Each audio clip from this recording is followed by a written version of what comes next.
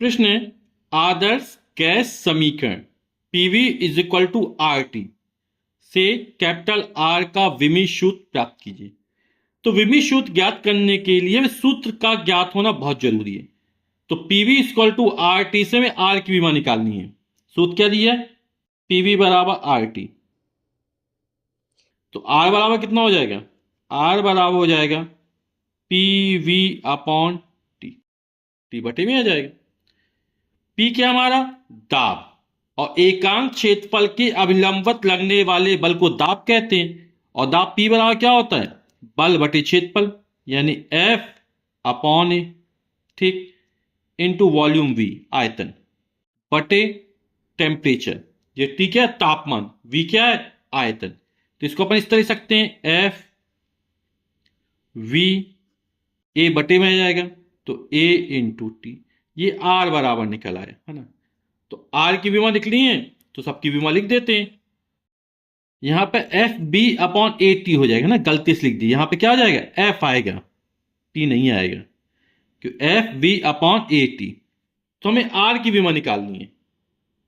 तो R bar क्या? F B upon A T हो जाएगा। तो सबकी विमा लिख देते हैं। आर की विमा क्या हो जाएगी? एफ बल, और बल की विमा होती है एम एल टी की पावर -2। ये बल की विमा आप बिल्कुल अच्छे से याद कर लीजिए, बहुत जगह इसकी जरूरत पड़ती है। वी क्या? आयतन। आयतन वो होता है लंबाई गुणे चौड़ाई गुणे ऊंचाई। तो लंबाई की विमा एल, चौड़ाई की विमा एल, ऊंचाई की विमा एल। तो एल का 3 बार गुणा तो एल की घात 3 हो जाएगा। कैपिटल ए क्या? क्षेत्रफल। क्षेत्रफल बराबर लंबाई गुणे चौड़ाई, यानी एल गुणा एल, यानी एल की घात 2, एल की पावर 2। और टी क्या? टेम्परेचर। टेम्परेचर की विमा थीटा।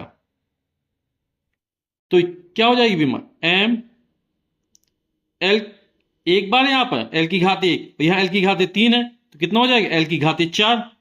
ये बटे में एल की घात 2 है, तो ऊपर जाएगा तो -2 हो जाएगा। तो 4 में 2 जाएगा तो बचेगा 2, यानी एल की घात 2, टी की घात -2। ठीक है, यहां पर टाइम है, ठीक। और ये थीटा किसकी है? टेम्परेचर, तापमान की विमा है। यहां पर कैपिटल टी क्या है? तापमान।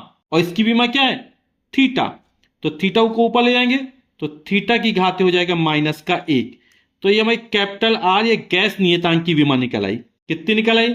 एम एल की घात 2, टी की घात -2, थीटा की घात -1।